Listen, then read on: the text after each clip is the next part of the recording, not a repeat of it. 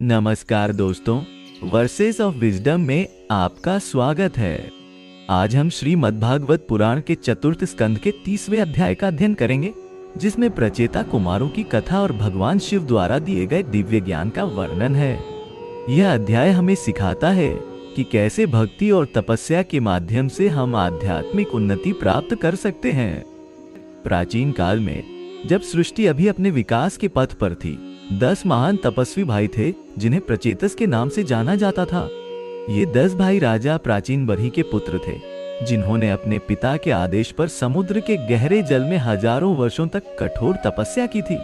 उनकी तपस्या से प्रसन्न होकर स्वयं भगवान विष्णु ने उन्हें दर्शन दिए और उन्हें आशीर्वाद दिया था। तपस्या से लौटने के बाद प्रचेतसों ने देखा कि पृथ्वी घने वनों से आच्छादित हो गई थी।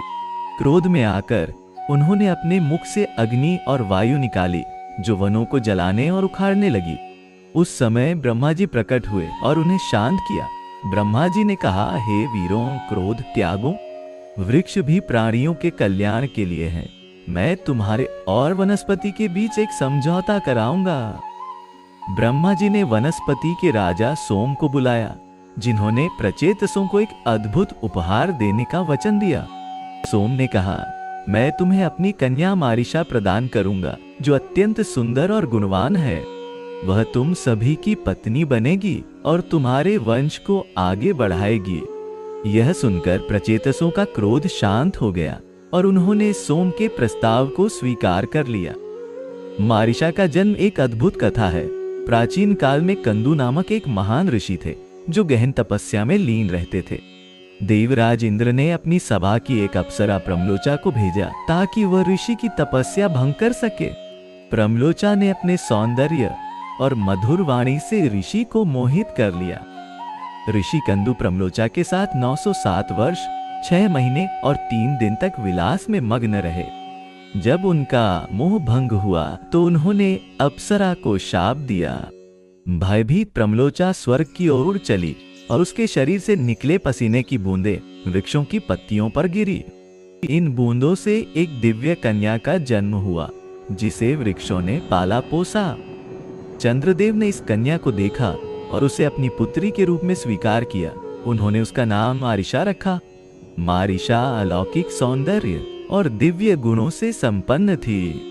ब्रह्मा जी ने भविष्यवाणी की थी कि वह महान प्रजापति दक्ष की माता बनेगी, जो आगे चलकर सृष्टि के विस्तार में महत्वपूर्ण भूमिका निभाएगा। सोम द्वारा प्रस्तावित विवाह को स्वीकार करने के बाद 10 प्रचेतस भाइयों ने मारिशा के साथ विवाह किया। यह एक अद्भुत दिव्य विवाह था, जिसमें सभी देवता और ऋषि मुनि उपस्थित थे। वैदिक मंत्रों के उच्चारण के साथ पवित्र अग्नि प्रज्वलित की गई और 10 प्रचेतस एक साथ मारिशा के पाणी ग्रहण के लिए आगे आए। विवाह के पश्चात मारिशा ने एक पुत्र को जन्म दिया, जिसका नाम दक्ष रखा गया। यह वही दक्ष थे जो पहले सृष्टि चक्र में ब्रह्मा जी के मानस पुत्र थे और अब दूसरे सृष्टि चक्र में प्रचेतसों के पुत्र के रूप में अवतरित हुए थे। दक्ष का जन्म अलौकिक प्रकाश और दिव्य संकेतों के साथ हुआ, जो उनके महत्व को दर्शाता था। उनके शरीर से तेजस निकलता था और उनकी वाणी में वेदों का ज्ञान झलकता था। ब्रह्मा जी ने स्वयं आकर उन्हें आशीर्वाद दिया और कहा, तुम मेरे ही अंश हो और सृष्टि के विस्तार का महत्वपूर्ण कार्य तुम्हारे हाथों में होगा। जब दक्ष युवा हुए तो ब्रह्मा जी ने उन्हें प्रजापति का पद प्रदान किया। प्रजापति का अर्थ है प्रजा का स्वामी या सृष्टिकर्ता। ब्रह्मा जी ने दक्ष को आदेश दिया, हे वत्स, अब तुम्हारा कर्तव्य है कि तुम सृष्टि का विस्तार करो और विविध प्रकार के जीवों को उत्पन्न करो।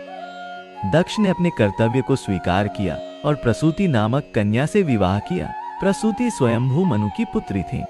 इस दिव्य जोड़े से 16 कन्याओं का जन्म हुआ, जो अत्यंत सुंदर और गुणवान थीं।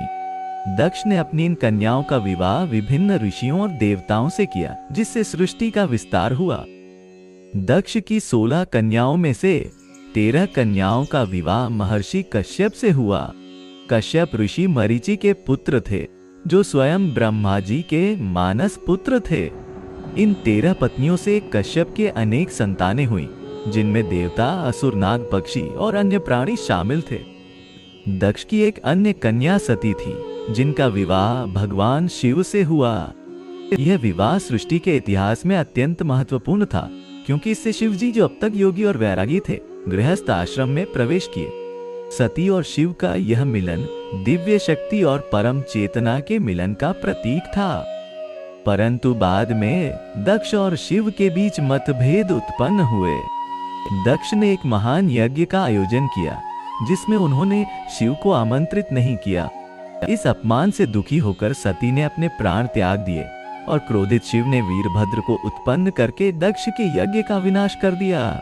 बाद में शिव ने दक्ष को जीवित किया, लेकिन उनका सिर बकरे के सिर से प्रतिस्थापित किया गया। इस घटना के बाद दक्ष ने अपने अहंकार को त्याग कर शिव की महानता को स्वीकार किया। उन्होंने शिव स्तुति की और कहा, हे महादेव, मैंने अपने अज्ञान के कारण आपका अपमान किया। आप सृष्टि के पालन करता और संहार करता है, आप ही परम सत्य हैं, मुझे क्षमा करें। शिव ने प्रसन्न होकर दक्ष को क्षमा कर दिया और उन्हें आशीर्वाद दिया। इस प्रकार प्रचेतसों और मारिशा के पुत्र दक्ष ने सृष्टि के विस्तार में महत्वपूर्ण भूमिका निभाई।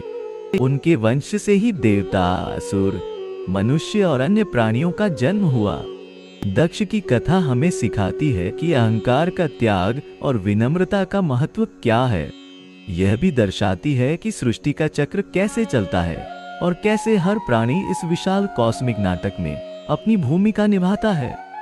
प्रचेतसों की कथा हमें यह भी सिखाती है कि संयम और समझौता जीवन के महत्वपूर्ण गुण हैं। उन्होंने अपने क्रोध को नियंत्रित किया और वनस्पति के साथ समझौता किया, जिससे सृष्टि का कल्याण हुआ।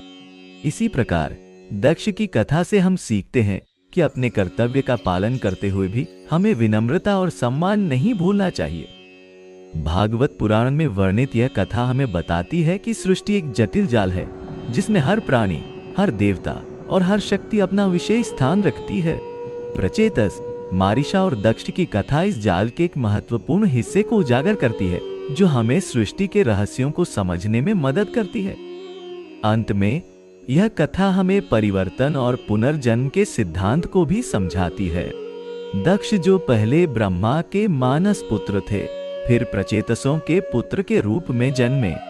उनका सिर कटने के बाद वे बकरे के सिर के साथ पुनर्जीवित हुए। यह दर्शाता है कि आत्मा अमर है और विभिन्न रूपों में अपनी यात्रा जारी रखती है। इस प्रकार प्रचेतसों, मारिशा और दक्ष की कथा हमें जीवन के गहरे रहस्यों को समझने का अवसर देती है। यह हमें सिखाती है कि सृष्टि में हर घटना, हर संबंध और हर परिवर्तन का एक गहरा अर्थ है। और सबसे महत्वपूर्ण, यह हमें याद दिलाती है कि हम सभी इस विशाल कॉस्मिक नृत्य के अभिन्न अंग हैं, जिसे परमात्मा ने रचा है। मित्रों, आज हमने प्रचेता कुमारों की कथा से महत्वपूर्ण जीवन शिक्षाएं प्राप्त की। आशा है कि यह ज्ञान आपके जीवन में प्रकाश लाएगा। यदि आपको यह वीडियो पसंद आया तो कृपया इसे लाइक करें, चैनल को सब्सक्राइब करें और अपने विचार कमेंट्स में साझा करें। वर्सेस ऑफ विजडम के साथ और अधिक आध्यात्मिक कथाओं के लिए घंटी का बटन दबाना न भूलें। धन्यवाद और शुभकामनाएं।